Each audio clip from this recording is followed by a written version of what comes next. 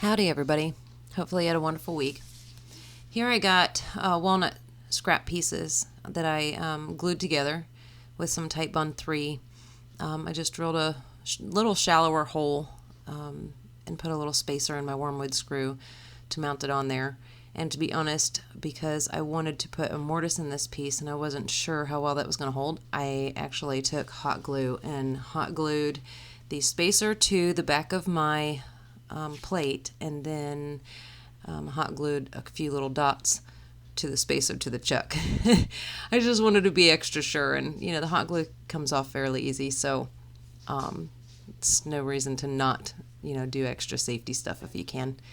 So I must have forgotten that I had a bandsaw because I didn't take the corners off this. I actually drew a circle on it, and then I just threw it on the lathe out of habit of not having a bandsaw. So it's going to take me a little bit to remind myself, hey, you got a new bandsaw, so try using it sometime.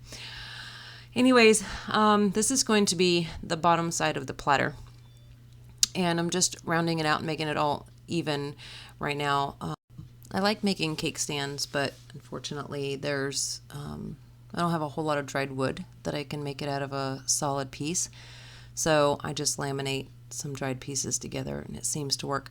I like making them, but laminating them together and then laminating the same wood and making sure you have enough for the pedestal part is a time-consuming process. So I don't do it unless I have a special request, which this one I did have a special request for. So they would sell. When I make cake stands, they're the first thing to go. So they're worth it because I know they're going to sell. It's just they're very time consuming. So I try to do it whenever I know that there's somebody who actually wants it. It kind of makes it specialer because then I'm keeping that person in mind while I'm creating it. So this is going to be the bottom. So the way I do this is I put a mortise in the bottom of this piece, so that way the tenon of the pedestal will fit up inside, and that way I can glue them together, and it adds a little more stability to the piece. You can see I created a slight lip.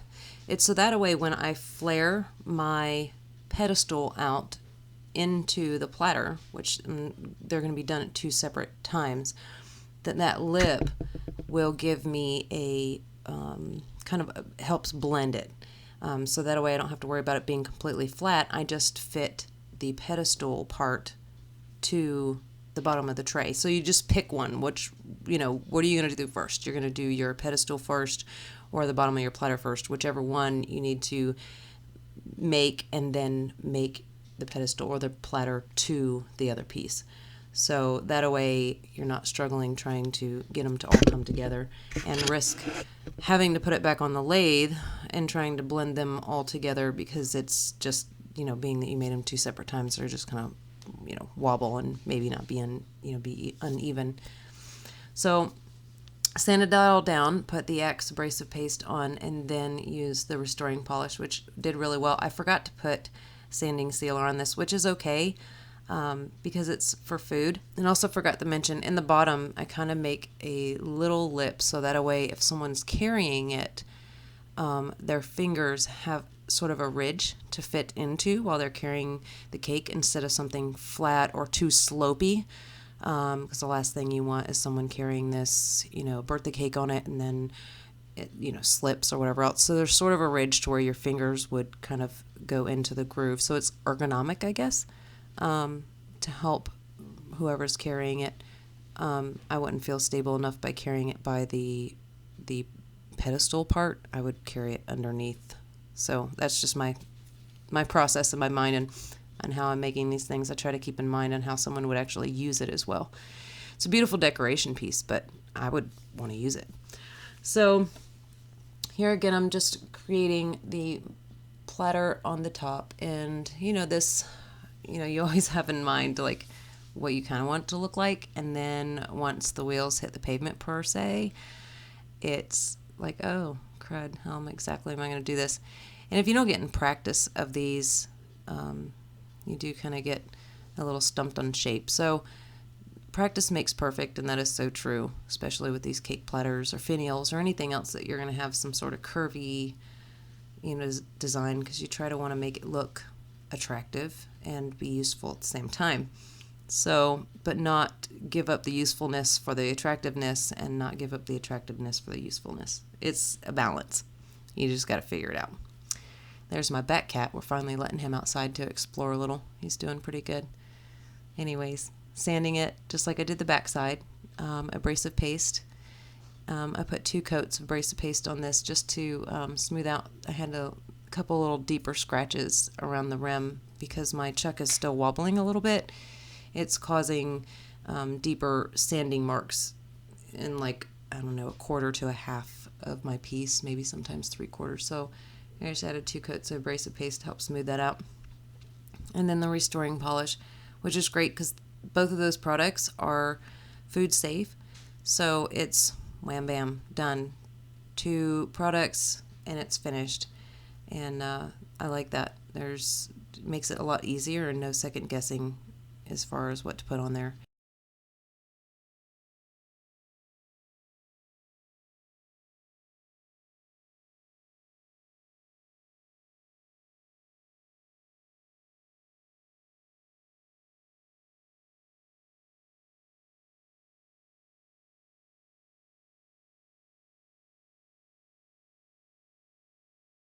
So I set the platter aside, or the top half, and then I'm going to start working on the pedestal. I glued this piece up from the same cuts of the walnut that I did the top piece. So I'm going to make tenon on both sides. So that way, in case I need to flip it around for whatever reason, it's best to just go ahead and have a tenon made on both sides. Measure the bottom to make sure that tenon is going to be a good size for that.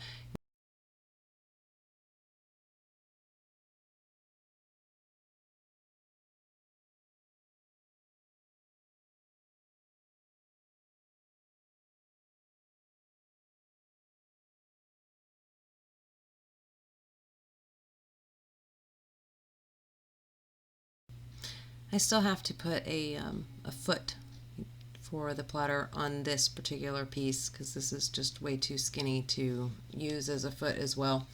So you'll see how I fix that. I didn't do a glue up for it. Well, I did, but I ended up deciding not to use it and go with something a little thicker because I had some wood sitting over there I've been eyeballing, and it's all walnut, so even though each piece kind of varies in color, it's all walnut, and it really looks good when it does vary, because then it's it's not perfect, it's not anyways.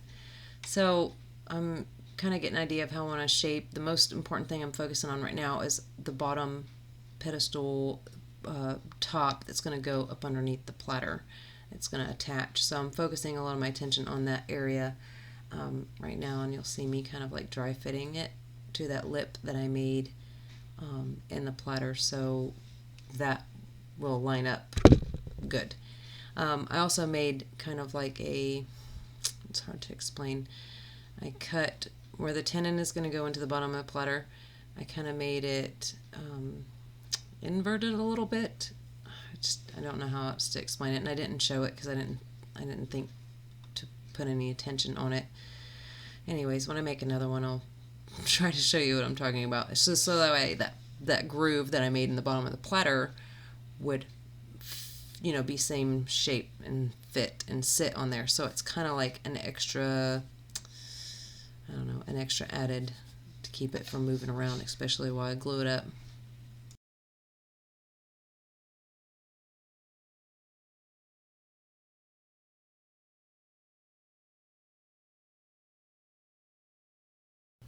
I see end pieces a lot with really nice curves, and I try to examine them to see what makes them appealing, what makes them catch the eye, and the curves and how they flow into one another.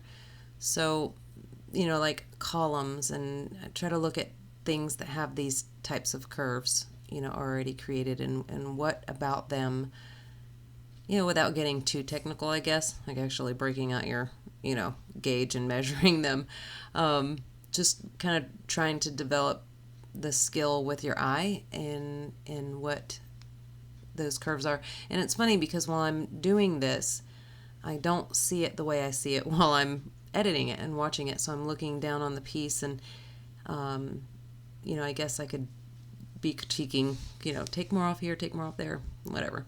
So this is the bottom piece that I'm going to use, and I just glued it to a waste block, hot glued it to a waste block. It's a chunk of walnuts about 1 3/4 inches thick. I'm going to cut a mortise in the bottom of it, so this will be the very bottom of the pedestal.